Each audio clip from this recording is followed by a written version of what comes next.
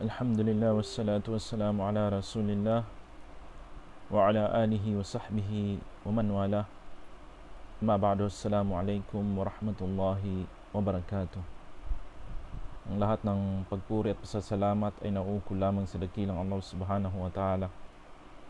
Purihin natin ang dakilang Allah at pasalamatan natin ang dakilang Allah subhanahu wa ta'ala sa lahat ng kanyang mga biyaya na ipinagkaloob niya sa atin. At hingin natin sa dakilang Allah subhanahu wa ta'ala na nawa ay pangalagaan niyang palagi tayo. Patawarin ng dakilang Allah subhanahu wa ta'ala ang ating mga kasalanan, ang ating mga pagkukulang sa mga obligasyon natin sa dakilang Allah subhanahu wa ta'ala. At hingin natin sa dakilang Allah na nawa ay tunawin na itong tinatawag na coronavirus, no?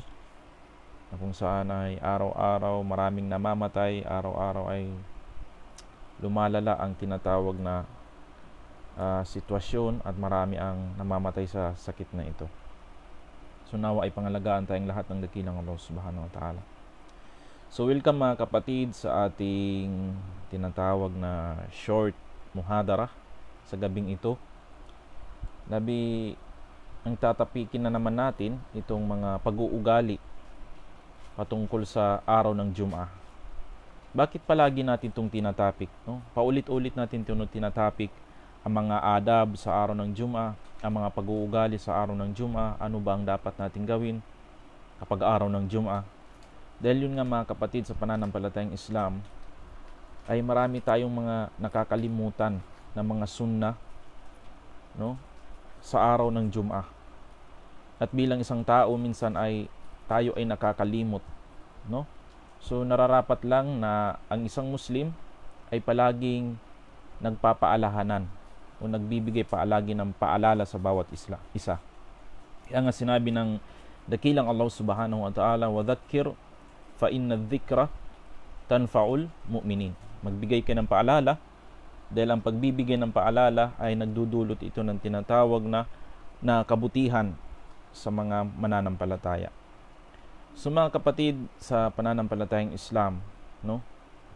Bilang isang mananampalataya, kailangan na kapag tayo ay magsasagawa ng pagsamba, ay dapat na ito ay nasa kaayusan, alinsunod sa sunna ng mahal na propeta Muhammad sallallahu alaihi wasallam, at ang higit sa lahat ay ikhlas, ang pagiging dalisay ng ating mga intensyon. So mula sa mga mayroon tinatawag na mga ugali na dapat na pangalagaan ng isang mananampalataya o ng isang Muslim o i-practice ng bawat Muslim, no? Lalong-lalo na sa tinatawag na araw ng Jum'ah na itinuro sa atin ng mahal na propeta Muhammad sallallahu alaihi wasallam. Una, al-igtisal wa tatayyub. Al-igtisal, ito yung pagligo natin. No, kailangan kung gusto natin pumunta, gusto natin magdasal, kasi bukas Friday ngayon, no, bukas. So kung tayo ay pupunta sa masjid, sa mosque para dasal, ay kailangan na maligo tayo. Sunod, wa tatayyub, ang paggamit ng perfume para sa mga lalaki. Ang tinatawag na perfume, ito ay kaibig-ibig sa mahal na propeta Muhammad sallallahu alaihi wasallam. Ayon sa hadith ng mahal na propeta Muhammad sallallahu alaihi wasallam, na isa sa mga kinaiibigan ko sa mundo ay ang tinatawag na ang pabango. So ang pabango mga kapatid sa pananampalatayang Islam, nararapat sa isang Muslim ay lalong-lalo na sa lalaking Muslim na gawin niya itong ugali, ang palaging magpabango, no? Ang palaging magpabango. Sabi pa nga ng mga salaf, ng isang Muslim na lalaki na mabango ay lumalayo sa kanya ang syaitan. Kasi ang mga syaitan ayaw nila sa mga mababangong mga tao, no? Siyempre ang gusto nila mababaho, no? So itong pag-perfume, ito ay kabilang sa sunnah ng propeta Muhammad sallallahu alaihi wasallam. So before ka pupunta ng masjid, halimbawa kung meron kang ganitong kaliit na perfume, pwede mong ilagay sa iyong mga dito at haplos mo sa iyong liig, sa likuran mo or doon sa harapan mo, no? Marami naman tayong mga perfume na pwedeng mabili dyan. No? Kahit mura, ang mahalaga ay tayo ay mabango. At yun ay alinsunod sa sunna ng Propeta Muhammad sallallahu alaihi wasallam. Sunod mga kapatid, sa pananampalatayang Islam, paalala lang na ang perfume ay hindi ito pwede sa isang babae, lalong-lalo na kung lalabas siya ng bahay. Halimbawa, ang isang babae gusto magsala ng Yaumul Jum'ah, hindi po nararapat sa kanya at hindi po pwede na siya ay magpabango. Dahil yun ay public places, maraming pwedeng makaamoy sa kanya, lalong-lalo na sa mga kalalakihan. So, hindi pwede yun sa mga kababaihan. Sunod, kabilang din sa sunna ay dapat na magsuot tayo ng mga mainam na pananamit. Yung magandang mga damit. Suotin natin yung mga, halimbawa meron tayong magandang tobe, yun yung suotin natin. Or di kaya magagarang damit, pantalon. Mas mainam kasi haharap ka sa dakilang Allah subhanahu wa ta'ala. Kung humaharap nga tayo kay mayor o sa mga politicians or mga karespeto-respeto mga tao, ay talagang pumupurma tayo. Pero wag nating kaligtaan na hindi lang dapat doon, kundi kung meron man dapat tayong alayan ng ating magandang tinatawag na magandang pananamit, ito ay ang dakilang Allah subhanahu wa ta'ala. No? Lalong-lalo na sa araw ng Jum'ah. Pangalawa, at-tabkir fi dhihabi ila salah. Ito yung tinatawag na pagiging maaga natin patungo sa masjid mga kapatid sa pananampalatayang Islam. No? Ang pagiging maaga sa masjid, ito ay sunnah ng mahal na Propeta Muhammad sallallahu alaihi wasallam. Kaya nga,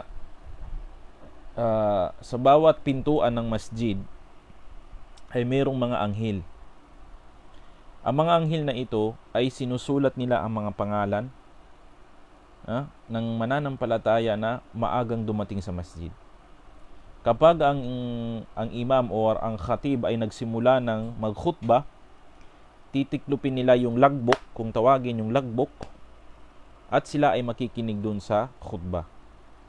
So wag natin hayaan na darating tayo sa masjid, no, na nagsisimula na ang tinatawag na khutbah. Maliban na lang kung meron tayong kadahilanan. Pero kung wala tayong sapat na kadahilanan, ay kailangan na mas mainam na maaga tayo pumunta sa masjid. Pagdating mo sa masjid, magsunna ka ng 2 rakaat, no? Magdikir ka sa dakilang Allah. Iwasan natin yung pagtatambay sa labas ng masjid. Nang iba sa atin, kapag malayo pa yung khutbah, nagiging maaga nga doon sa masjid, pero walang ibang ginagawa sa labas ng masjid, mga puro pananalita ng mga walang kwenta. No? So yun ay dapat nating alalahanin na ang intensyon ng pagpunta natin sa masjid ay ang sambahin ang dakilang Allah, alalahanin ang dakilang Allah subhanahu wa ta'ala. Pagdating mo sa masjid, halimbawa alas 10, nandiyan ka na sa masjid, diyan ka lang sa masjid. Mag-intensyon ka ng i'tikaf. Ang ibig sabihin ng i'tikaf, ito ay ang pananatili mo sa masjid bilang pagsamba sa dakilang Allah. So kahit nasa loob ka ng masjid, ay meron kang reward na matatanggap. So ganun yan mga kapatid, sa pananampalatayang Islam, palagi tayong maging maaga. Kapag araw ng Jum'ah, iwasan natin ang pagiging late o pagiging huli. Minsan ang iba sa atin pumupunta na, meron pa talaga, lalo na sa mga muro, naghukhutba yung khatib, sila nandito pa sa labas ng masjid. Puro salita. Papasok din sila sa masjid kapag magkakamat na, magsasala na. Subhanallah. Hindi ito ay ugali ng mga munafik na mga tao, mapagkunwari ng mga tao. No, kaya iwasan natin yung ganitong uri ng mga pag-uugali. Na nandiyan na tayo sa labas ng masjid, yung khatib naghukhutbah, nandito tayo sa labas ng masjid, mamaya na ako papasok kapag magkamat na. Ito ay mali mga kapatid sa pananampalatayang Islam. Sunod, as-salatu rak'atayn 'inda dukhulil masjid. Kapag pagdating mo sa masjid, katulad ng sinabi natin kanina, ay magsala ka ng 2 rakaat. Magsala ka ng 2 rakaat kapag pagdating mo sa masjid. Sunod, al-ifsah linnas wa adamu takhatti ar-riqab. Kapag tayo ipapasok sa masjid, iwas-iwasan natin na madisturbo natin yung mga taong nakikinig sa khutbah. Iwas-iwasan natin na nadidisturbo natin yung mga taong nakaupo, na mataimtim, nagko-concentrate, na nakikinig sa nagkukhutbah. Iwas-iwasan natin na madisturb sila. No? Iwasan natin yung ganun, mga kapatid, sa pananampalatayang Islam. Sunod, al-insat ila al-khutbah wa adamul lagw. Kapag nagkukhutba ang khatib, kabilang sa sunnah, kapag ang khatib ay nagkukhutba o nagbibigay ng sermon, kailangan na ang mata mo ay nakatuon dun sa kanya. Hindi lang ang mata, ang tainga at puso natin, mga kapatid, sa pananampalatayang Islam. Kahit pa nakatingin yung mata mo dun, hindi naman bukas ang puso mo, hindi naman nakikinig ang puso mo o ang tainga mo, useless. So kung tayo makikinig ng mga usyat o ng mga muhadara o ng mga khutbah, kailangan na gising ang puso natin. Pati ang puso natin ay nakikinig sa nagsasalita patungkol sa reliyong Islam. Iwasan natin ang tinatawag na pagsasalita kapag nagkukhutba ang khatib.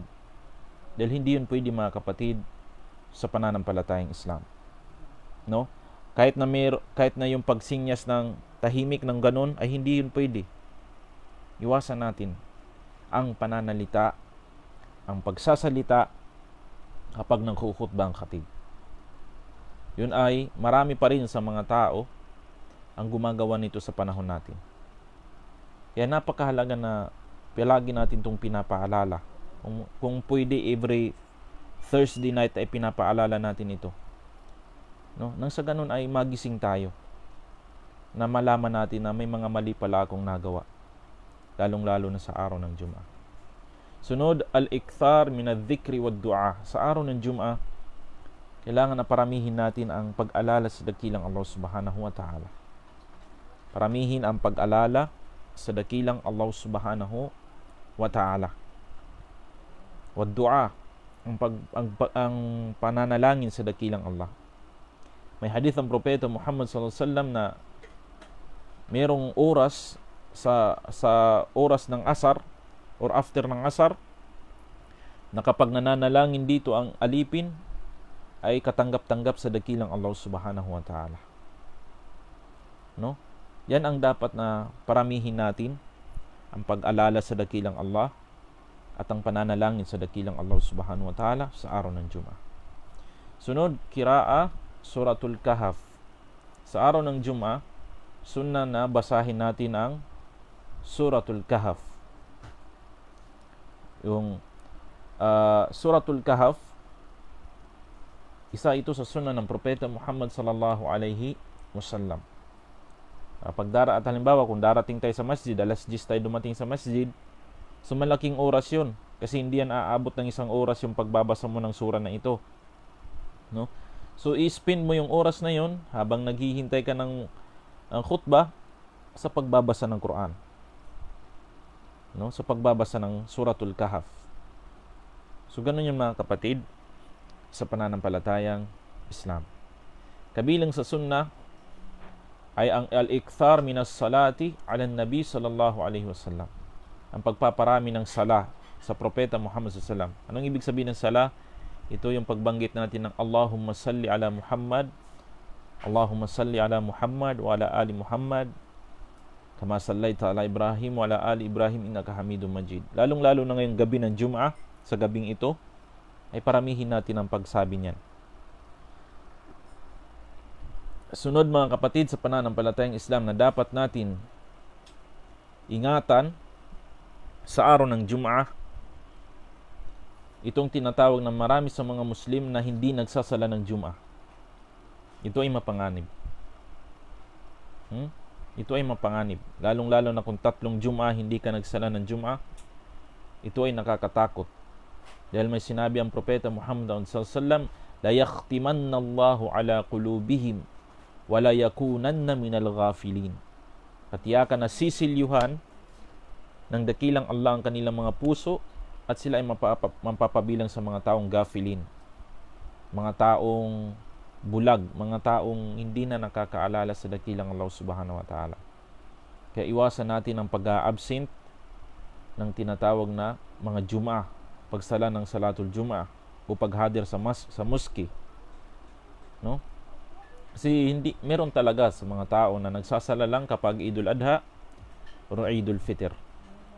Katulad sila ng mga Kristiyano na magdarasal lang kapag araw ng kapanganakan ni Jesus o December 25. No more. Okay? So, ganun yun mga kapatid sa pananampalatayang Islam. So, si Nasruddin Kasas Pilapil, may tanong siya, no?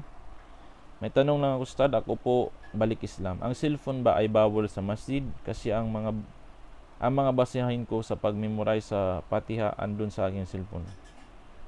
So, ang cellphone ay hindi naman bawal sa masjid. Pwede ka nga magbasa ng Quran sa iyong cellphone, no? Ang dapat natin gawin kapag tayo ay papasok sa masjid, kailangan na naka-silent ang ating mga cellphone.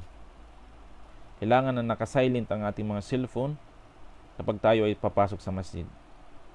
Kasi marami nangyayari sa mga masjid na kapag pagpasok sa masjid, nagkukhutba yung khatib, nako, nagre-ring yung cellphone, yung iba music pa yung ringtone, o di kaya ang lakas-lakas ng volume, o di kaya sa panahon na nagsala na sila, doon na tumunog yung cellphone. So nakaka-disturb tayo sa sala, nakaka-disturb tayo sa mga nagdarasal, naiinis sa atin yung mga tao.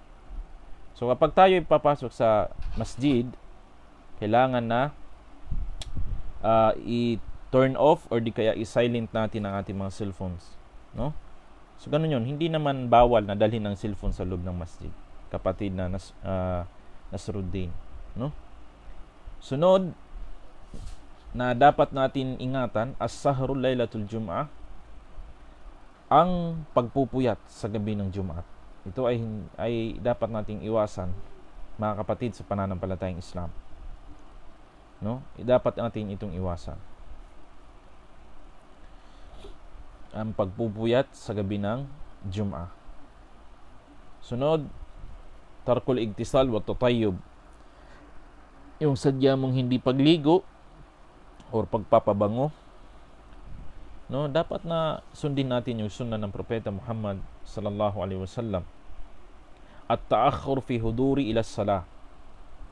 So yung pagiging late natin sa pagpunta sa araw ng Jum'ah. May mga tao na sinasadya nila na pupunta sila sa masjid na nagsasala na or magkakamat na, dahil siguro ayaw niyang makinig ng khutbah, baka siya ay matamaan, or di kaya or di kaya ayaw niyang makinig ng mga salita mula sa dakilang Allah sa sunna ng propeta Muhammad sallallahu alaihi wasallam.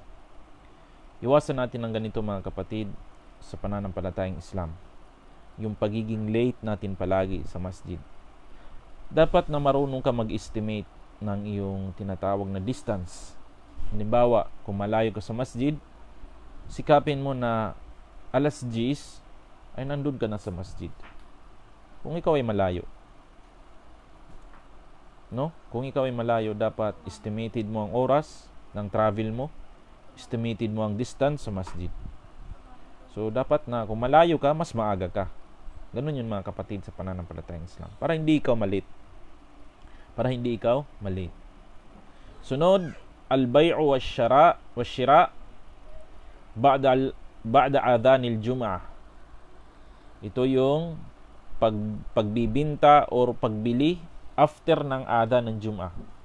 Sabi ng ating mga ulama, ang final na adhan, ito yung pangalawang adhan.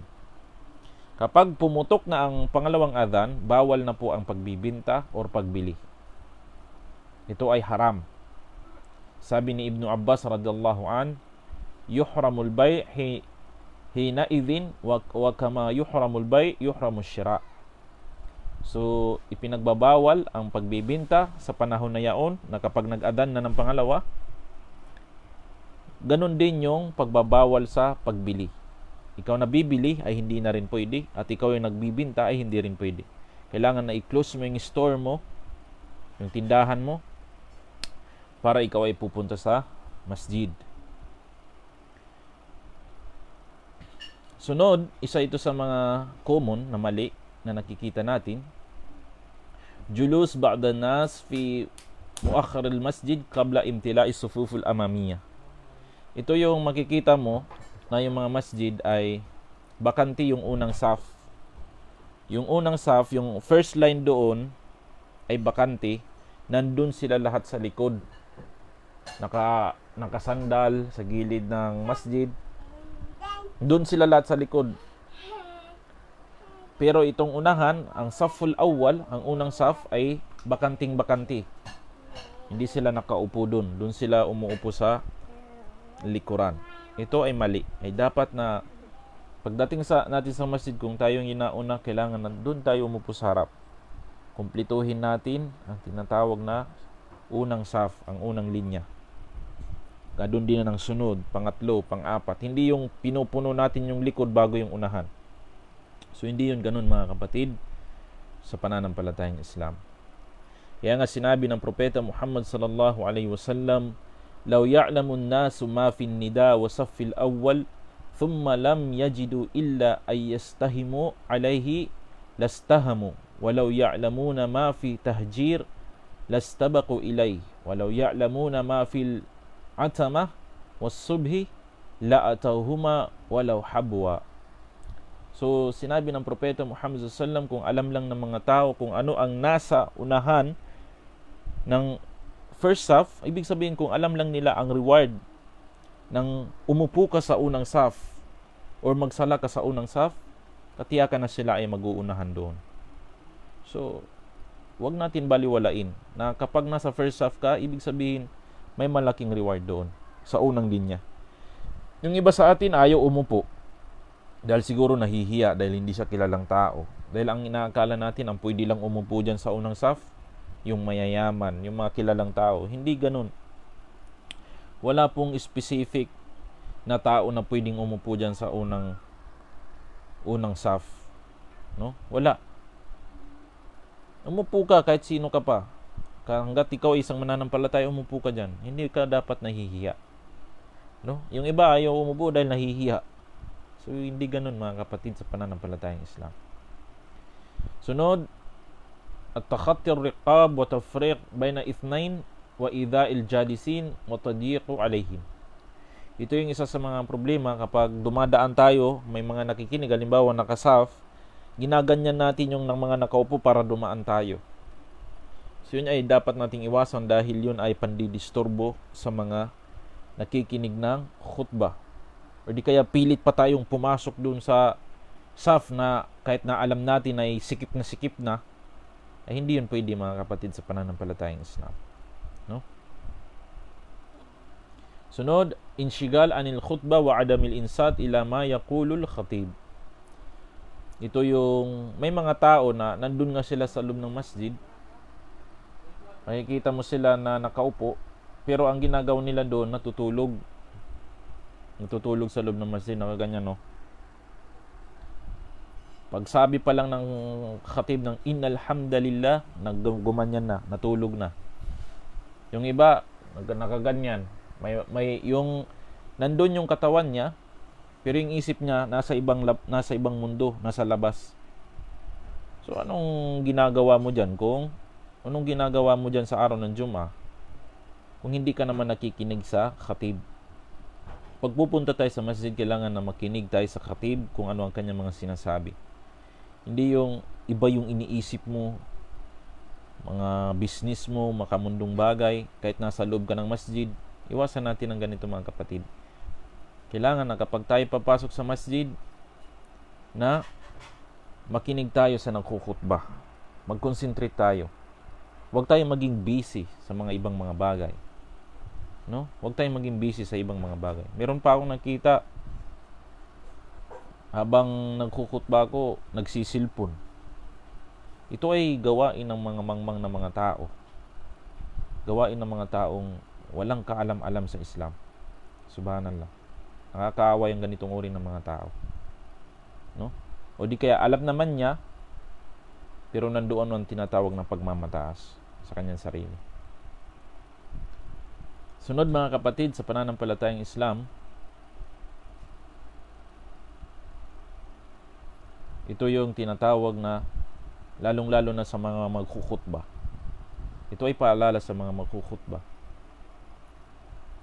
Na kapag kayo nagkukhutba, iwasan ninyo yung pagpapatas ng khutba. Merong mga nagkukhutba na tag-iisang oras ang khutba. No? Kasi kapag ikaw ay khatib, kailangan na alam mo ang sitwasyon ng mga nakikinig sa iyo. No? Kailangan na alam mo ang sitwasyon ng mga nakikinig sa iyo. Kung sa tingin mo ay parang ano na sila, inaantok, putulin mo ang khutba mo. Kasi wala nang saysay ang khutba mo kung ang mga tao ay iba na yung ginagawa. Kasi may mga nagkukhutba na tag-iisang oras, subhanallah. Ang pinakamataas na khutba, 15 to 20 minutes.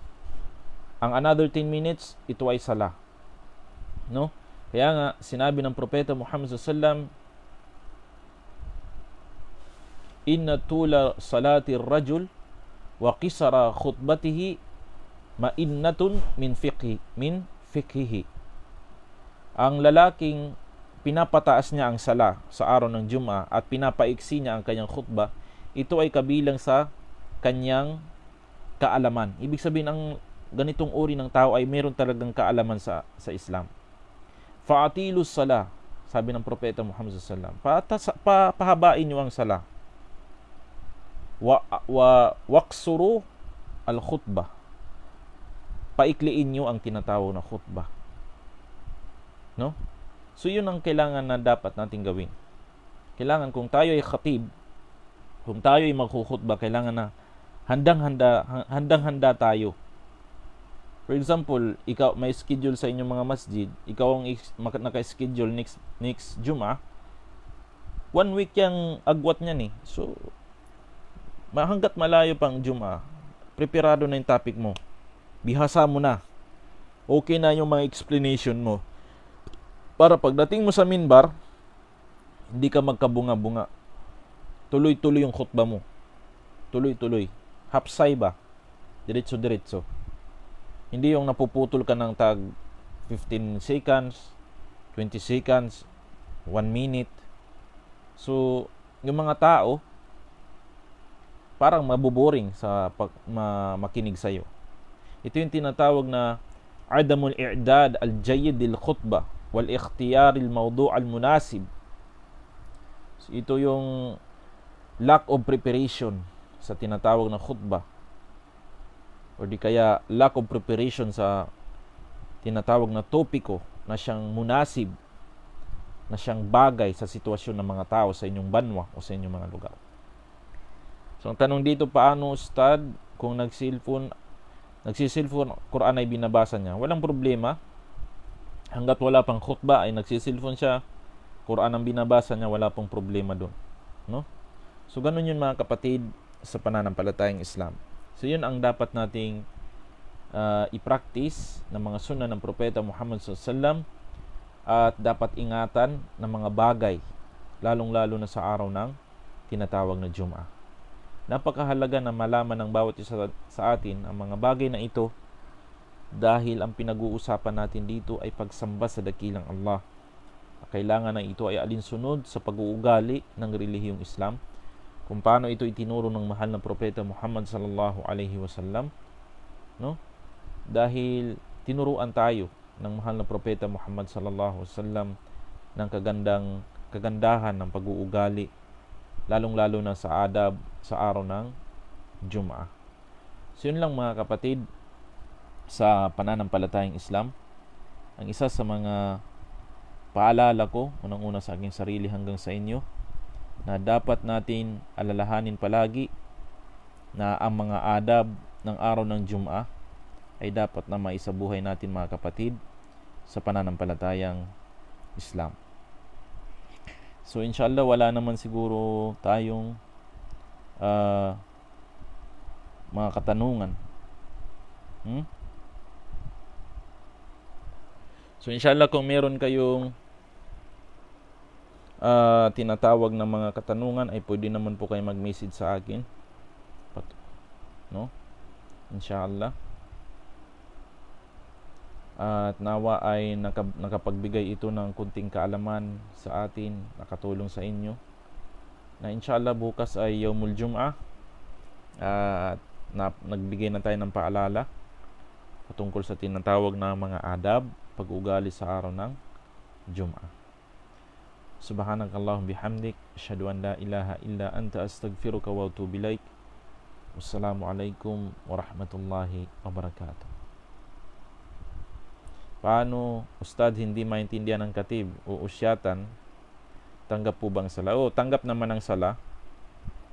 Ang problema kasi kung halimbawa doon ka nagsasala sa compound ng mga kapatid nating Maranaw, siyempre Maranaw talaga yung gagamitin nilang lingwahe dahil puro sila Maranaw. So tanggap pa rin ang sala mo kahit wala kang naiintindihan. Makinig ka pa rin kahit wala kang naiintindihan. No?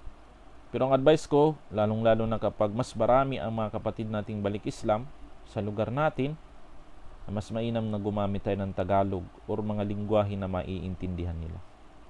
Ganun yun mga kapatid sa pananampalatayang Islam. So inshallah subhanahu wa ta'ala, yun ay paalala din natin sa mga nagkukhutbah na kung once majority ang mga kapatid nating balik Islam or mga hindi nating katribo or mga taga-ibang lugar na hindi makaintindi ng Maranao or Maguindanao or Tausug, Uyakan o Sama o ano pa, Kalagan o anumang uri ng tinatawag na lingwahe, mas mainam magtagalog tayo sa abot ng ating mga kaya, no? So inshallah subhanahu wa ta'ala, nawa ay nakapagbigay sa inyo yun ng kunting paalala, no? At hingin natin sa dakilang Allah subhanahu wa ta'ala na pangalagaan niya tayo lagi, at hingin natin sa dakilang Allah subhanahu wa ta'ala na paabutin niya tayo bukas inshallah sa araw ng Jum'ah.